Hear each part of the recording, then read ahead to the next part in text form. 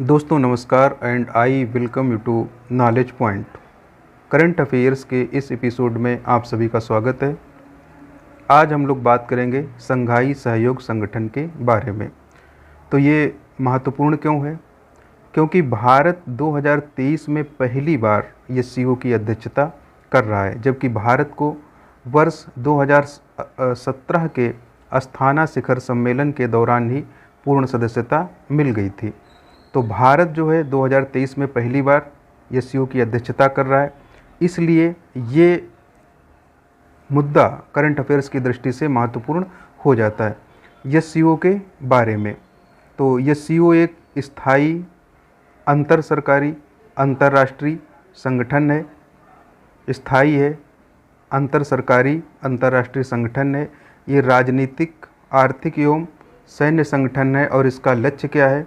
क्षेत्र में शांति, सुरक्षा एवं स्थिरता को बनाए रखना है। तो ये सीओ का उद्देश्य है क्षेत्र में शांति, सुरक्षा एवं स्थिरता को बनाए रखना। इसको कब बनाया गया था? 2001 में इसको बनाया गया था। यह सीओ चार्टर जो है वो 2003 में लागू किया गया, जबकि इस पर हस्ताक्षर 2002 में किए जा चुके थे। यह सीओ चार्टर होता क्या है? तो ये सीओ चार्टर जो है वो संगठन के उद्देश्यों, सिद्धांतों, संरचनाओं और संचालन, मतलब कि संगठन के उद्देश्य क्या होंगे, सिद्धांत क्या होंगे, संरचना संगठन की क्या होगी और संगठन का संचालन किस तरीके से किया जाएगा, इन बातों पर प्रकाश डालता है। उद्देश्यों के बारे में हम लोग जानने का प्रयास करेंगे कि ये सीओ के उद्देश्य क्या हैं, किन उद्देश्यों को ध्यान में रखकर ये सीओ का गठन किया गया था। तो सदस्य देशों में आपसी विश्वास और सद्भाव को मजबूत करना एक ये उद्देश्य है। राजनीति, व्यापार, अर्थव्यवस्था, अनुसंधान तथा प्रौद्योगिकी एवं संस्कृति के क्षेत्र में सहयोग। तो राजनीति है, व्यापार है, अर्थव्यवस्था है, अनुसंधान है, टेक्नोलॉजी है, कल्चर है। इनमें जो है आपस में सदस्य देश एक दूसरे का सहयोग करेंगे। शिक्षा, ऊर्जा, परिवहन, पर्यटन, पर्यावरण संरक्षण आदि क्षेत्रों में संबंधों को प्रगाढ़ करना भी इसका उद्देश्य है।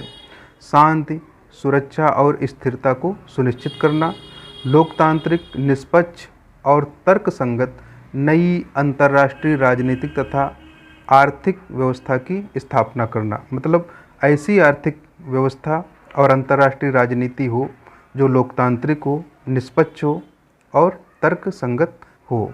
अब हम लोग संरचना के बारे में कि ये सीओ की संरचना कैसी है, ये सीओ की संरचना के भाग क्या क्या हैं, इन पर हम लोग विचार करेंगे। तो राज्य परिषद का प्रमुख, तो जो राज्य परिषद का प्रमुख है ये सीओ का सर्वोच्च निकाय है और ये अपने आंतरिक कामकाज और अन्य राज्यों तथा अंतर्राष्ट्रीय संगठनों के साथ संबंधों पर निर्णय लेता है एवं अंतर्राष्ट्रीय मुद्दों पर विचार करता है। तो राज्य परिषद का प्रमुख सर्वोच्च निकाय होने के साथ साथ अंतर्राष्ट्रीय संगठनों के साथ उसके संबंध कैसे होंगे और अंतर्राष्ट्रीय मुद्दों पर उसकी राय क्या है और जो उसके आंतरिक कामकाज हैं उनके बारे में जितने योजनाएं बनानी होती हैं, जो कार्यक्रम होते हैं, उन पर विचार करता है। सरकारी परिषद का प्रमुख, तो जो सरकारी परिषद का प्रमुख है बजट को मंजूरी देता है और ये सीओ के भीतर जो आर्थिक संबंध से संबंधित मामले हैं उन पर विचार विमर्श करता है। तो मूलतः जो सरकारी परिषद का प्रमुख है वो आर्थिक संबंध और बजट से संबंधित है। विदेश मंत्रियों की परिषद, अब जो संरचना का एक अन्य महत्वपूर्ण भाग है वो है विदेश मंत्रियों की परिषद। तो ये दिन प्रतिदिन की गतिविधियों से संबंधित मुद्दों पर विचार करती है। जो मतलब जो पर डे से संबंधित गतिविधियां होती हैं उनसे जुड़े हुए मामलों को विदेश मंत्रियों की परिषद विचार विमर्श करती है। क्षेत्रीय आतंकवाद विरोधी संरचना RATS, तो जो क्षेत्रीय आतंकवाद विरोधी संरचना है इसका प्रमुख कार्य है आतंकवाद, अलगाववाद और उग्रवाद से निपटने के लिए रणनीतियाँ, योजनाएं, कार्यक्रम इन सबको बनाना और उनको अमल में लाना। यह सीओ का सचिवालय, तो यह सीओ का सचिवालय कहाँ है? बीजिंग में है। यहीं से सूचनात्मक, विश्लेषणात्मक और संगठनात्मक सहायता प्रदान की जाती है। तो एससीओ का सचिवालय बीजिंग में है और सारे काम जो है वो वहीं से संचालित होते हैं लगभग। आधिकारिक भाषा क्या है? तो आधिकारिक भाषा है एससीओ की रूसी और चीनी। दो आधिकारिक भाषाएं हैं, रूसी और चीनी। अब हम एससीओ के 23वें शिखर सम्मेलन के बारे में जानने का प्रयास करेंगे। तो भारत ने एससीओ के 23वें वर्चुअल शिखर सम्मेलन की अध्यक्षता की एवं अधिक प्रतिनिधिक और बहुध्रुवीय विश्व व्यवस्था के गठन का आह्वान किया। तो भारत ने 23वें शिखर सम्मेलन की अध्यक्षता की। ये भारत का पहला, एससीओ का पहला शिखर सम्मेलन था जो कि भारत ने वर्चुअल तरीके से अपनाने का विचार किया, क्योंकि भारत G20 का जो सम्मेलन है उसके लिए विदेश के नेताओं को यहाँ पर बुला के सम्मेलन किया गया, लेकिन एससीओ समिट को वर्चुअल तरीके से करने का भारत ने निर्णय लिया। उसका कारण ये था क्योंकि इसमें ऐसे ऐसे देश शामिल हैं जिनके आपसी संघर्ष बहुत ज़्यादा हैं, जैसे ईरान, अमेरिका, भारत, पाकिस्तान और एक तरफ रूस, चाइना और वेस्ट। तो इन सब बातों से बचने के लिए भारत ने क्या किया, वर्चुअल तरीके से एससीओ समिट को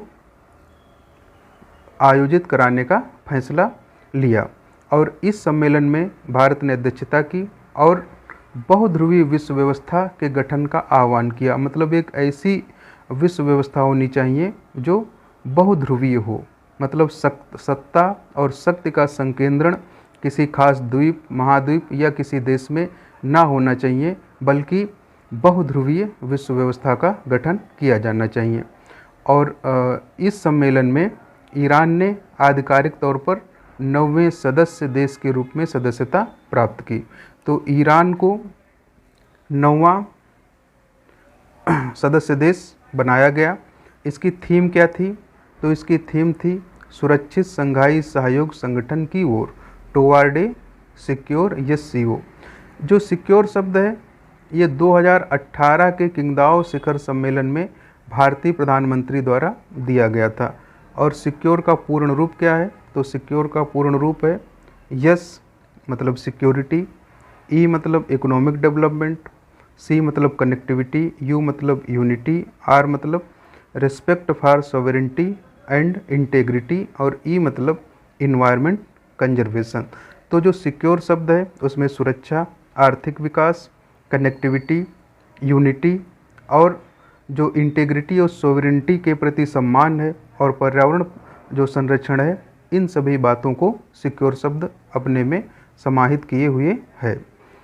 महत्वपूर्ण तथ्यों के बारे में अब हम लोग विचार करते हैं।